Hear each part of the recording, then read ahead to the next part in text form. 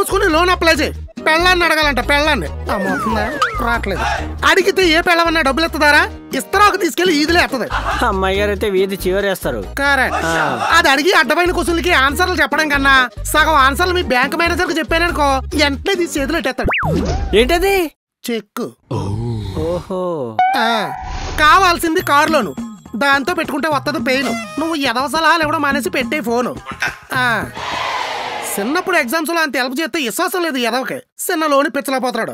Exams లో ఏం help చేశారు? అది 10th tension. Social exam history ఓ 20 పేజీలన్నా రాయాలి. సడన్ గా పెన్ ఆగిపోయింది. వెనక్కి తిరిగి ఎర్రి సూపులు చూస్తున్నాడు. ఇన్విజిలేటర్ ఉన్నాడని కూడా చూడకుండా ఆ పేపర్ తీసుకొని మీరు రాశారా? మనకేమొచ్చు రాయడానికి? ఆడు చూపిస్తేనే కదా మనం రాసేది. మరేం చేశారు? సాహసం. వెంటనే ఆడి పెన్ను తీసుకుని ఇట్టా ఇట్టా ఇట్టా ఇట్టా ఇట్టా ఇట్టా ఇట్టా ఇట్టా అని పెన్నును వేడి చేసి ఇంకు కరిగించి రాశీలా చేశారు. ఇది కూడా ఒక హెల్పేనా? టైం కా థాట్ ఆడికి రాలేదు కదా. అంత అడ్వెంచర్ చేయకపోతే ఎగ్జామ్ రాసేవాడా, ఇప్పుడు బ్యాంక్ లో జాబ్ చేసేవాడా? మీ ముందు పడ్డేందుకు చాలా మందికి వెళ్ళారులేండి. ఇప్పుడు చిన్న లోని పిచ్చరా అంటే ముందు వెనక ఆలోచిస్తాడు విశ్వాసఘాతకుడు. మీరు ఇప్పుడు ఇంత ఫీల్ అవుతున్నారని తెలిసింటే ఎక్స్ట్రా పెన్ తెచ్చుకునే వాళ్ళండి. తెచ్చుకున్నాడు. ఆ పెన్నుతోనే కదా నేను రాసింది. ఎక్కువ యాక్ట్ చేయకు. చిన్నప్పుడు ఇలాంటి వేసాలు చాలా వేసాం. సర్వనాశనం అయిపో. అవును, పొద్దు నుంచి మావయ్య గారు మాట ఏమి వినబట్టలేదేంట్రా?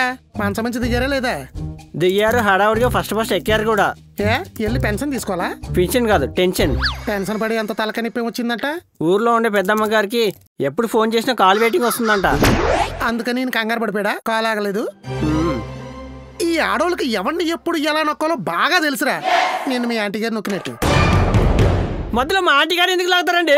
మరి ఫోన్ ని బ్యాటరీ అంటి పెట్టుకుని ఉన్నట్టు నువ్వు మీ ఆంటీ గారిని అంటి పెట్టుకుని వదులుతలేదు కదా. మీకు దండం పెడతాను, దయచేసి మీ ఫోకస్ నా మీద పెట్టకండి. మరి దేని మీద పెట్టాలి? చిచ్చి, అదిగో వాళ్ళ మీద పెట్టండి. ఈ ప్రపంచంలో దేనికైనా ఎక్స్పైరీ డేట్ ఉంటుంది కానీ వీటికి మాత్రం ఉండదు.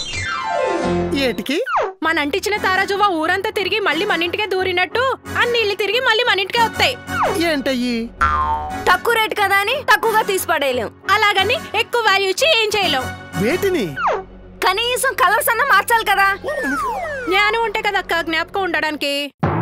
నాకా? ఈసారి ఉతికి ఆరేసేయాలి. ఆరేసి అటక మీద పడేయాలి. నన్నా? మిమ్మల్ని కాదండి, ప్రతిదానికి తాంబూలం మధ్యలో పోక చెక్కలు దూరిపోతుంటారు.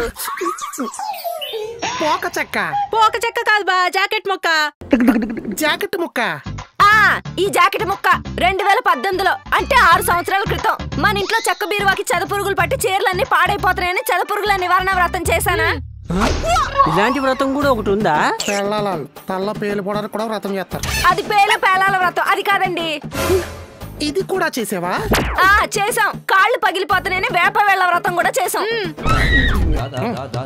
మ్యాటర్ వ్రతం గురించి కాదు, వాయినం కింద వచ్చిన మొక్క గురించి. అందుకే అక్క ఇంత బాధపడుతోంది. బాధపడుతుందా? భయపెడుతుంది కదా. జోకులేసారంటే అమ్మా అయ్యారు అట్టిపండు తీసుకో.